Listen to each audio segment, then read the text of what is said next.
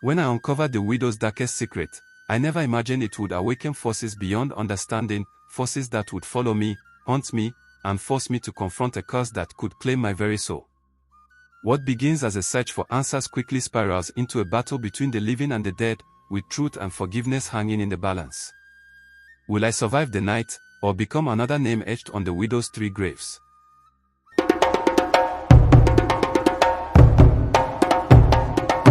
I'll never forget the first time I stepped foot in that village. I wasn't supposed to stay, just passing through.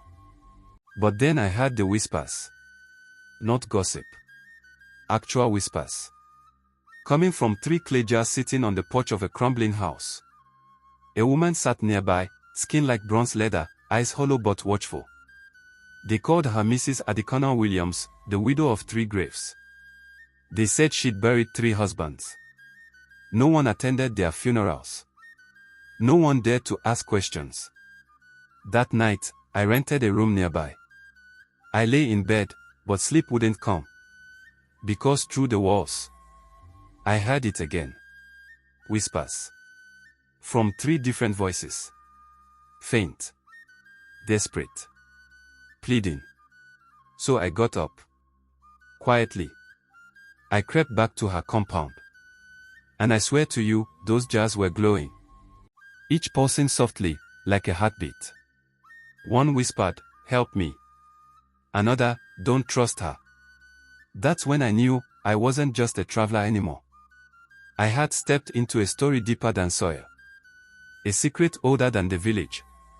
And I couldn't leave, not yet. That morning, I pretended nothing happened. I ate roasted yam and nodded at the locals, but their eyes darted. No one talked about her. It was like she didn't exist, yet everyone walked in circles around her home, like it was cursed ground. But Mrs. Adekoya Williams, she saw me. I looked up, and there she was, standing by the jars again. Same spot. Same stare. Her eyes were fixed on me. Cold, unreadable, almost waiting. I tried to look away, but I couldn't. It was like her gaze pinned me to the earth. Then, she smiled. It wasn't warm. It was the kind of smile that said, "I know what you heard." Later that day, I asked the palm wine tapper about her. He spat on the ground and said only 5 words, "She buries what she loves." That night, I dreamt I was drowning in red earth. I woke up with dirt under my nails. No explanation. But the next morning, I did something reckless. I walked up to her compound, looked her straight in the eye, and asked, "Who's inside the jars?" She didn't flinch. Just whispered. "Which one of them told you?" "Which one of them told you?" she asked again, voice flat, but her fingers trembling. I swallowed hard. "I don't know. I just heard whispers." She turned her back to me. "Then you've heard too much." I should have walked away. I should have packed my things and left that cursed village. But something, curiosity or madness, held me there. "Why are they whispering?" I asked. She paused, then said, "They died in pain.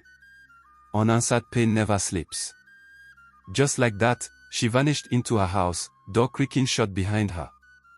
I stood frozen, the air around me thick like palm oil. That night, a storm came.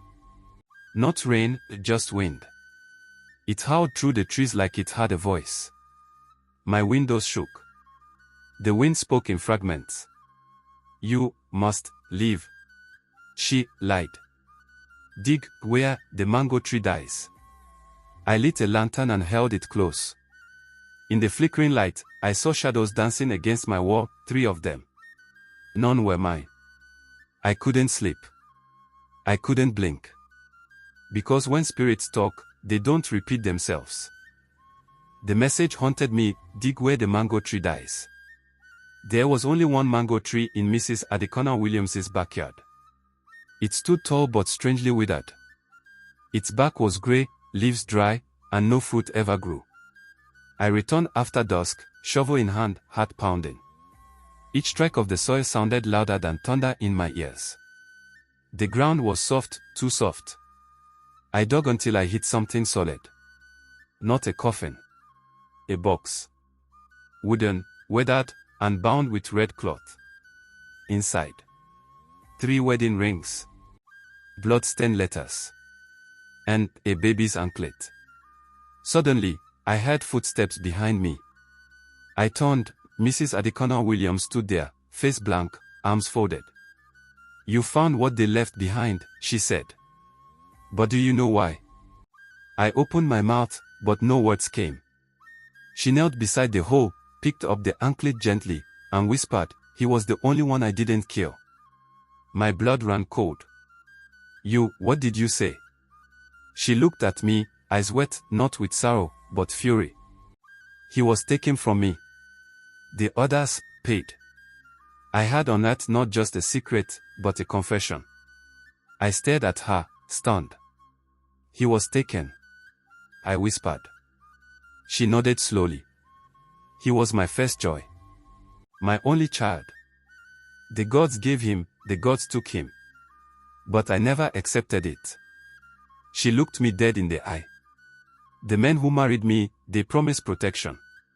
But each one left me with more loss." She pointed at the box.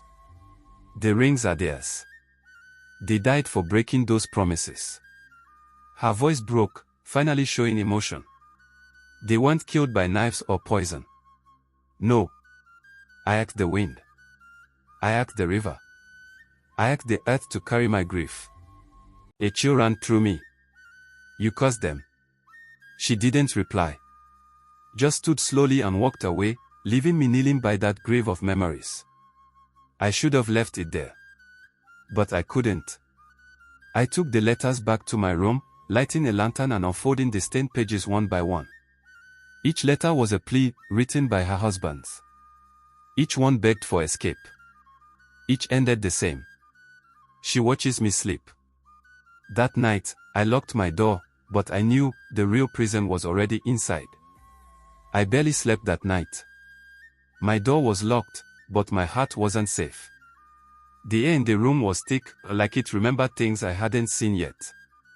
Just before dawn, I heard something. A creak. Not outside. Inside.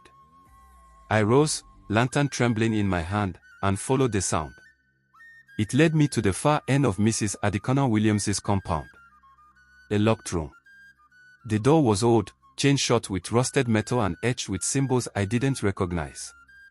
I leaned close. No footsteps. No movement. Just silence.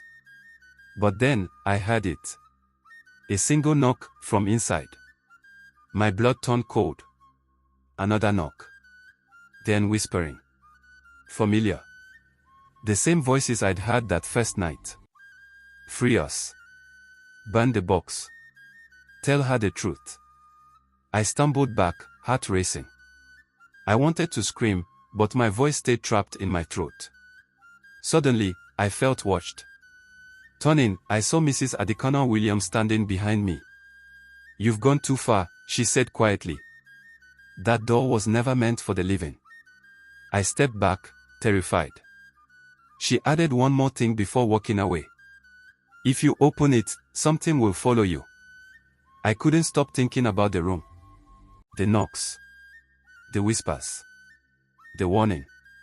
If you open it, something will follow you. That night, I didn't sleep. Not really. Every time I closed my eyes, I felt something breathe beside me. By morning, things had changed. My reflection didn't move when I did. My shadow stretched toward the widow's house, no matter where I stood. And the wind no longer whispered. It moaned. I went to the local priest, hoping for answers. His face changed the moment I mentioned Mrs. Adekoya Williams's name. "You've been marked," he said. "There's a spirit that walks with her grief. And now, it walks with you." I laughed nervously. "A spirit?" He leaned forward. "It wears no face. It waits for those who ask too many questions. The more you know, the closer it comes." I asked how to stop it. He whispered, "You can't stop it. You can only finish the story." As I left, the villagers stared at me differently. Like they already knew how my story would end. Like they'd seen this before. I thought about leaving. Packing up and disappearing like I never came. But something pulled me back, deeper. The kind of pull you feel in your chest, not your feet. So I returned to Mrs. Adikona Williams's compound. She was waiting, as if she knew. "You've seen him, haven't you?" she asked softly. I hesitated. "Seen who?" She smiled, but not kindly. "The one that never left." My mouth went dry. "One of your husbands." She nodded, staring into the distance. "The last one. The only man who truly loved me, and still does. Even in death." She walked me toward the back of the compound again, past the jars, past the dying mango tree. She pointed to the ground. "He's not buried like the others. He begged me to set him free. So I left him just beneath the soil." I blinked. "You mean, he's there? Right now?" She placed a finger to her lips. "Don't speak too loud. He listens through the earth." The wind rose suddenly. Dust circled around our feet. And then, faintly, from the ground, Mrs. Adikona Williams. A voice. Dry. Hollow. Still in love. Still waiting. I shouldn't have returned. But I did. The voice still echoed in my ears, Mrs. Adikona Williams. It wasn't just calling her. It was calling me now. I brought the shovel. My hands shook with every dig, but I couldn't stop.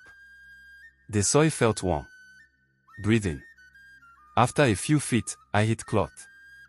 A shroud. Torn and wet. Then something grabbed my wrist, from inside the earth. I screamed, stumbled back, but the hand wouldn't let go. It was cold, but not stiff. It pulsed with grief.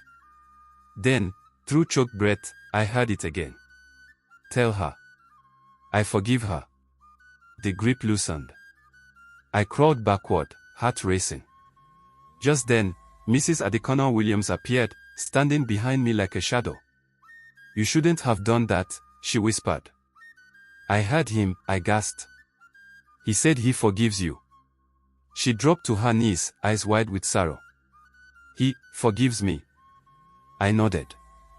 She began to cry, silent, trembling sobs. But the wind shifted. The air thickened. Because forgiveness wasn't the end. It was the beginning of something else.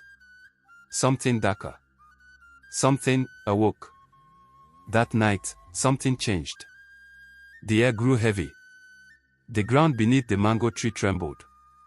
Suddenly, voices. Not one, but three. Whispering, crying, pleading. The graves were speaking. I pressed my ear to the earth, trying to catch their words. They spoke of betrayal, sorrow, and rage. Of broken promises and lost love. I felt cold fingers brush my ankle. I looked down, no one was there. Then a voice pierced the silence. "She lies." I spun around, Mrs. Adikona Williams stood in the shadows, face unreadable. "What do you mean?" I demanded. She smiled, this time, colder than before. "Only one story is true. And it's not mine." My world tilted. If she wasn't telling the truth, then who was? The whispers grew louder. And I knew my quest had just become a nightmare. If Mrs. Adikona Williams wasn't telling the truth, then whose was it? I returned to the letters, searching for clues, for lies. One letter caught my eye, it wasn't like the others. No desperate pleas. No fear. Instead, it was a confession. Written in shaky script. She is not the victim. She is the curse. The writer. Her first husband. The letter spoke of darkness beneath her smile. Of nights filled with screams. Of a woman who didn't just bury her husbands, she buried their souls. My heart raced. Could this be true? Could Mrs. Adikona Williams be hiding something worse? I had come for answers. But instead, I found a warning. The village knew this secret. That's why they avoided her. And now, I was the only one left to face it. I confronted Mrs. Adekono Williams. Her smile was the same, soft, warm, but now with a sharp edge. "I know the truth," I said, voice steady but cold. She sighed, as if expecting this moment. "You want to know who I really am?" she whispered. She told me a story, one of love twisted by betrayal. Her husbands weren't victims, she said, they were thieves, cheats, and worse. They stole from her, cursed her family, and brought death upon themselves. She only took justice. "But justice is not yours to give," I replied. Her eyes darkened. "You think you understand?" she snapped. "You don't know what I suffered." I wanted to believe her. But the letters, the whispers, the graves told another story. One of revenge, not justice. Of pain, yes, but also of darkness that grew inside her. And I realized. Some smiles hide storms ready to break. That night, I felt it again. The presence. Invisible, but heavy. Something to watch. Waiting. I tried to stay calm. But then, a cold hand grazed my cheek. I spun around, nothing. The whispers returned, soft, urgent. "Leave before dawn." I grabbed my bag, ready to flee. But the door slammed shut. Locked. No key. Panic rose as the shadows lengthened.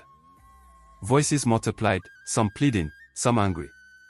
Suddenly, a figure emerged from the darkness. Not Mrs. Adekono Williams.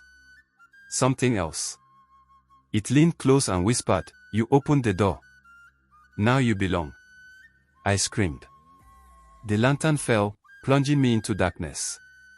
When I woke, dawn was breaking. The room was empty. The door unlocked. And I knew, my nightmare had only begun. After that night, everything changed. The air grew colder. Shadows stretched longer. The villagers avoided me, whispering behind closed doors. I felt cursed, haunted by something unseen but deeply felt. Objects moved on their own. My reflection twisted in the mirror. One evening, I found a strange symbol carved into my door, a warning. Fear gripped me, but I had to confront Mrs. Adekono Williams. I went to her house, but it was empty. The door swung open, revealing only darkness. Suddenly, a chilling wind blew through the village. A voice echoed, "The curse is no longer mine. It belongs to you now." I realized the truth, the curse had passed to me. And if I didn't break it, I would become the next widow of 3 graves. I had to find a way to end this nightmare. Before it swallowed me whole. Desperate, I sought help from the old herbalist, the only one who dared speak of the curse. She told me of a ritual, ancient and dangerous, that could break the chain. But it required sacrifice. Not blood, she said, but truth. I had to confess the pain I carried inside, my fears, my doubts, my guilt. The night was cold as I followed her instructions. I poured herbs into the soil, lit a fire, and spoke aloud everything I had buried in my heart. As flames danced, a wind swept through the trees. Whispers turned to silence. The ground stilled. I felt a weight lift. But then a shadow flickered at the edge of the firelight. Mrs. Adekono Williams's voice echoed softly, "Thank you." And then, nothing. The curse was broken. Or so I hoped. The next morning, the air felt different. The heavy silence had lifted. Villagers began to emerge, eyes less wary. Some even smiled. I visited Mrs. Adekono Williams's house one last time. The door was closed, but no longer foreboding. I placed the box of letters on the doorstep, a silent goodbye. As I turned away, a gentle breeze whispered through the trees. I felt a peace I hadn't known in days. But deep down, I knew the story wasn't over. The pain, the loss, it lingers. Some stories leave marks that never fully heal. Still, I had survived. And with survival came hope. The widow's curse might fade, but the lessons remain. To face the past is to free the future. And sometimes, the greatest strength comes from breaking the silence. Scene opens, sunset. I stand by the 3 graves, the sky painted with fading light. I return to the graves one last time. 3 mounds of earth, quiet and still. I spoke aloud, words heavy with sorrow and release. To the husbands who suffered. To the woman who loved and lost. And to myself, who found the courage to uncover the truth. A soft wind stirred the leaves. For a moment, I felt their presence, not as ghosts, but as peace. The widow's curse was broken, not by magic alone, but by facing the pain, the secrets, and the silence. I walked away from the grave lighter. Mrs. Adekoya Williams' story will live on in whispers and warnings, but it's no longer mine to carry. Some stories are meant to teach. To remind us that love can hurt, truth can heal, and forgiveness must come even in darkness. And now, it's time to live. The end. This is my closing lines. As I walked away from the widow's 3 graves, I realized that some stories never truly end, they stay with us, haunting our thoughts. When the past refuses to rest, how will you face the shadows that linger in your own life? Remember, true freedom comes only when we confront our deepest fears and choose to forgive. What are your thoughts? Drop it in the comment section below, I'd love to hear from you. Thanks for watching. If you enjoyed the story, give us a thumbs up and share your thoughts in the comments below. Don't forget to like, share, and subscribe for more content. Hit the notification bell to stay updated. Your support means everything to us.